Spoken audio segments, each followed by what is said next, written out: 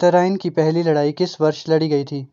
तराइन की पहली लड़ाई 1191 में लड़ी गई थी और पृथ्वीराज चौहान ने मोहम्मद गौरी को हराया था। तराइन की दूसरी लड़ाई कब हुई थी? तो तराइन की दूसरी लड़ाई 1192 में हुई थी और इस लड़ाई में मोहम्मद गौरी ने पृथ्वीराज चौहान को हराया था।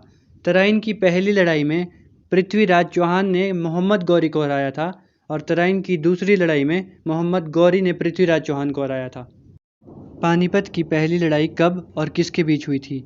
तो 1526 में हुई थी पानीपत की लड़ाई और इब्राहिम लोदी और बाबर के बीच में हुई थी। इस लड़ाई में बाबर ने इब्राहिम लोदी को हराया था। इस लड़ाई में इब्राहिम लोदी की हार हुई थी, बाबर ने इब्राहिम लोदी को हराया था।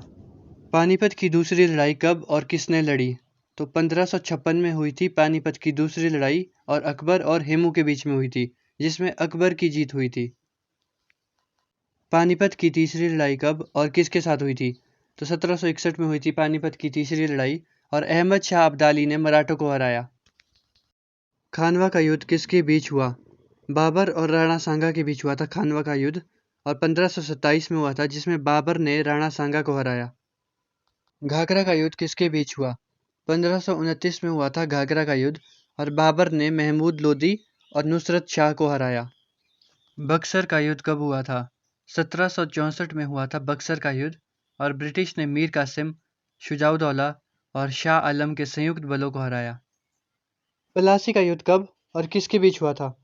1757 में हुआ था पलासी का युद्ध और अंग्रेजों ने मीर जफर की मदद से सिराजुद्दौला को हराया था।